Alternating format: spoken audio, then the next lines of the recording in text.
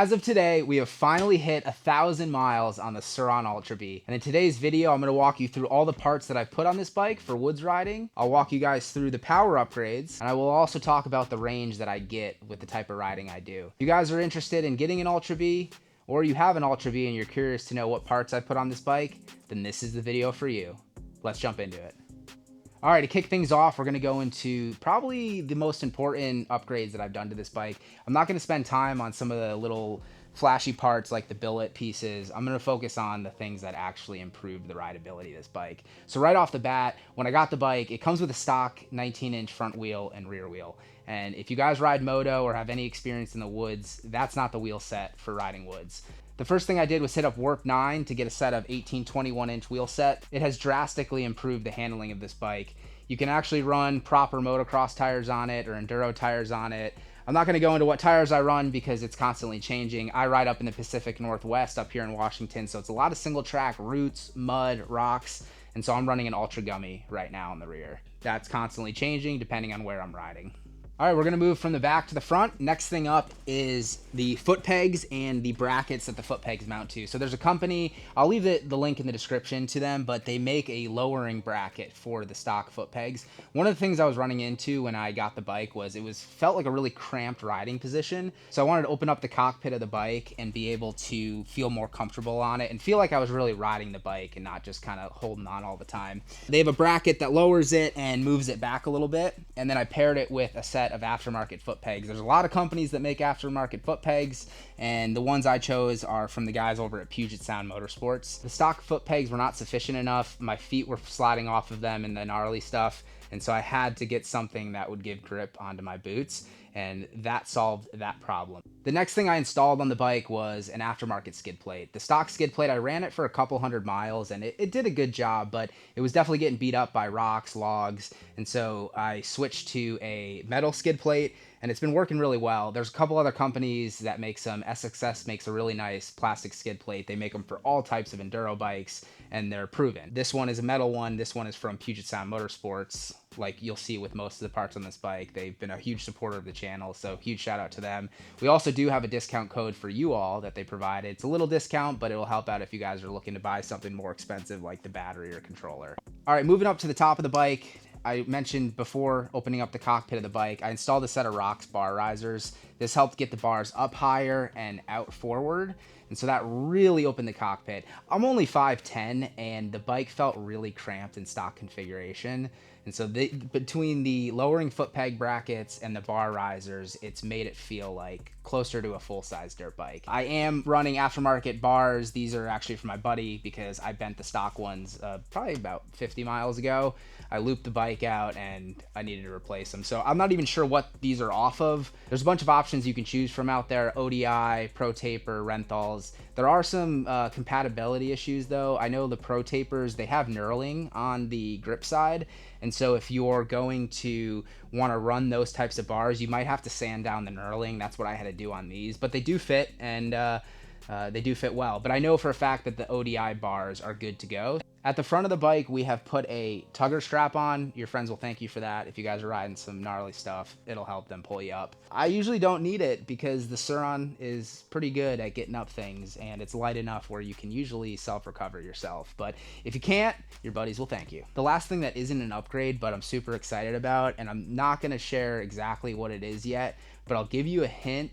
It has to do with the handling of this bike, and that's one thing I've been trying to solve for on it, and we finally have a solution. So if you guys are interested in that, hit the subscribe button, stay tuned, because you're not going to want to miss that. All right, moving on to power upgrades, probably what you guys are most interested about. I'm running an aftermarket 81-volt battery paired with a Torp TC1000. That is the battery and controller I went with. The 81-volt battery is the biggest battery that you can get right now. They do sell an 88-volt one, but the problem with that is there's no current controllers that support it, as far as I know. And then I went with the Torp because it retains the original dash, the controls on the bars, so you don't have to mess around with any of that. You can get an EBMX controller. Those are great as well. You don't retain your OEM controls. They provide you with a cool little LED screen that you can access all your settings through.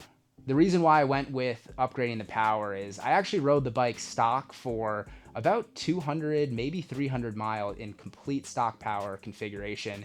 It wasn't actually until I rode my buddy's bike that was fully upgraded that I knew I needed to upgrade. And so if you're on the fence about upgrading, don't ride an upgraded one because it's going to make you go home and buy it right on the spot. I also didn't do the battery upgrade necessarily for the power. Riding off-road, I can't use the full power of the bike. I'm actually running similar power to the stock bike. My woods riding mode is set around 7 kilowatts. My daily mode is set to around 12 kilowatts, which was the stock sport mode. And then my sport mode that I rarely ever access unless I'm just trying to show off or go really, really fast on forest roads, I rarely touch that mode. So I went with the battery upgrade for an increase in range. All right, next topic is range. I know it's a question I get asked a lot, is how far do these e-bikes go? So I think I have a pretty good perspective because when I bought the bike, I rode it stock for about 200 miles before I put the upgrades into the bike. And so with the stock battery and my rider weight, I'm about 220 pounds without gear. And so I'm a big guy for this bike. With the stock battery, normal trail riding pace, I'm an average rider, I was getting around 20 miles max. And I actually would bring the battery down to 0 a lot on my rides, and so it was kind of a limiting factor. So I ended up getting the bigger battery for the bike, which increased my range to now about 35 miles. I'm a weekend warrior, and I get around 35 miles with the pace that I ride with my bike. One thing about these bikes too that you have to consider when you think about range is also the elevation where you're going to be riding. If you ride a trail that has a lot of elevation gain on it, you're going to deplete your battery even quicker. The other side to that though is usually if you're going up, you're going to be coming back down, so it kind of negates itself. But you do have to take that into consideration. And one thing that I've been doing a lot with riding this bike is before I go out for a ride, especially a backcountry ride, is I'm planning out my routes before I go. So I get a good sense of the total mileage on the ride. I use onX to navigate. I love onX. I'm able to map it on my computer and then it instantly syncs with my phone. And then I can download the offline map and use it while I'm out there to not only navigate, but also track my routes. That has been a huge help when riding out in the backcountry. Other factors that play into battery consumption is wheel spin. If you're somebody who likes to spin that rear wheel or you're riding on soft soil or sand, it's going to kill the battery even faster. You got to be conservative sometimes when you ride to maximize your range. Range anxiety is real with these bikes, so a lot of things play factors into it. When I first got the bike, I was chasing all the different upgrades to do to try to maximize range. Put a roller chain on it, use lightweight tubes, don't put too heavy of a tire on it. But honestly, at the end of the day, rider weight is the biggest factor in range consumption, because when you go onto the forums and the Facebook groups and you look up what other people are getting for range, you can never actually compare it to what you're going to be getting because everybody rides different and everybody weighs different. One last thing too on range is the speed you go plays a huge factor in the consumption. And so if you're somebody who's riding a moto track or you're riding road or you're riding forest roads and you're at a higher top speed, that is going to have effect on your battery consumption. Now we're going to talk about the pros and the cons of this bike. We'll start off with the pros, and I think number one is it is the most fun bike I have ever ridden. I've ridden a lot of bikes, enduro bikes, adventure bikes, and this is by far the most fun I have ever ridden. It is lightweight, which allows you to go to places that you wouldn't necessarily bring a bigger bike. It also gives you maybe too much confidence when you're riding off-road because you go pick trails that you probably shouldn't be on. I ride solo a lot, and the benefit to having a light bike is I can easily get it out of a situation. If I slide it off a trail or I need to turn it around, it's super easy to do that. And then two, the bonus to the Surron is the battery's removable. The upgraded battery is 65 pounds. And so if you want to shed 65 pounds, you just unplug the battery, take it out, and then you could basically pick this thing up and walk with it. The other pro is the power on this bike. Once you upgrade it, in stock configuration, it's pretty good. But once you upgrade it, it is ridiculously fast.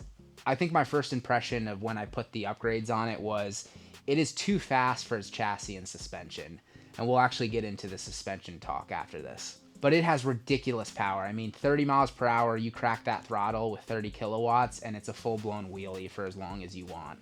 The Ultra Bee has a really short wheelbase, so compared to your traditional like 300 enduro bike, it is super agile in the woods. Tight trees, tight trails, it's easy to maneuver in there and throw the bike around.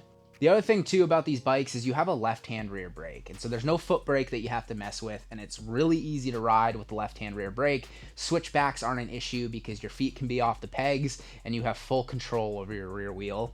The other thing too, obviously it's electric, there's no clutch to it, there's no gears to shift, there's none of that stuff. So riding it is so easy. Once you learn throttle control on this bike, it is unstoppable in the woods. This bike makes you feel like you're a much better rider than you actually are. So without the clutch, throttle control is so important on this. And what's cool about it too is the bike is silent. You can hear your rear tire if it's getting traction or not. And so you're able to maximize the amount of traction you have just by listening to it. The last thing I love about this bike is how maintenance free it is. Really the only wear items on this bike are brake pads, chains, and maybe the occasional belt, but for the most part, I've never had an issue with my belt. It seems like there is a massive improvement of the belt of the Ultra Bee compared to, let's say, the Light Bee. So I've never ran into any issues with that. And what I love about this bike too is it's great to be able to have it in your fleet of bikes because it allows you to quickly go out into the woods and ride for the afternoon, come home, and then all you gotta do is charge it for the next ride. You know, change your tires when they need to be changed, replace your brake pads. Chains are usually good for thousands of miles, so you're not going to run into issues there. You don't have to worry about air filters, oil changes, any of that type of stuff. You literally get on this bike and go every time you want to ride it. And the Ultra Bee has been absolutely reliable. I haven't broken a single part on this. There hasn't been one part I have replaced on it in 1,000 miles, and I've thrashed on this bike. If you guys have followed the channel and seen the videos, we don't treat this bike nicely. It gets looped out, we ghost ride it, we do all that type of stuff, and it's held up. I haven't even broken a lever on my bike yet, and I don't even run full wrap handguards. When I first got the bike, I was a little skeptical because obviously the country of origin, but at the end of the day, it's been a bulletproof bike. I have done so many things with it, and it has not let me down. All right, all has been good, but let's move on to the cons of this bike, and honestly, it's pretty hard to find cons on this bike, but I do have a few for you guys. So starting off is the suspension. The suspension is pretty good and it works pretty well. But once you start pushing the bike, suspension sucks. As you heard, the suspension sucks. Especially for heavy riders, you hit the limitations of the suspension very quickly when you're riding off-road. And I have struggled with a front end knock on this bike. I've tightened the steering head bearings on it. I've inspected them. They look good. I think the internals of the suspension are just wearing out after the hard use I've put it through. There are springs that you can put in it that will make it a little bit stiffer if you're a heavier rider. There are new solutions coming to the market that we are going to have for the Ultra Bee. And so I'm super excited to be able to test that out and share it with you guys. Another con of this bike is the size. When you're thinking about this bike, the size of it, I would compare the frame size to a 125 dirt bike. That's what it feels like when you're riding it. And so if you're a bigger rider, expecting a full-size dirt bike, this isn't going to be it. But I don't know if it's a con. It's unique in the fact that it's light, nimble, powerful, and can do anything that you throw at it. So I don't know if it's necessarily a con. It's something to be aware of if you're interested in picking up one of these bikes. If you're a bigger guy, you might want to look at alternatives for full-size electric bikes. My buddy does ride one of these. He's 6'6". He's a big boy. Sasquatch is his nickname. And he feels like this bike is a little bit small for him, but it does not affect the amount of fun that he has riding it. It's just something to consider if you're a bigger person. The last con of this bike is the cost. The base price of this bike is pretty cheap, but once you start bolting on upgrades onto it, batteries, controllers, wheel sets, it gets pretty expensive. It's more expensive in this configuration than a brand new KTM 300 straight out of the dealership. And currently, it's more expensive than a brand new Stark Varg. It's a different bike, absolutely different bike. It has different characteristics, and so all that is just something to consider if you're looking to pick up one of these. Now we're gonna answer the question if you should buy a Surron Ultra Bee. There's a couple things that you need to consider. You need to first ask yourself what type of rider you are. If you're somebody who rides alone a lot, or you have a group of buddies who also own electric bikes, then the Surron would be a good fit for you. If you're somebody who is buying a Surron because you want to get back into dirt biking or you want to use it as a tool as your introduction to dirt biking, that is also something you need to consider. I ride with other electric bikes, and so we're all on the same schedule when it comes to range when we're out riding, but I also ride with gas bikes. And so this is going to tie into the location of where you ride this bike.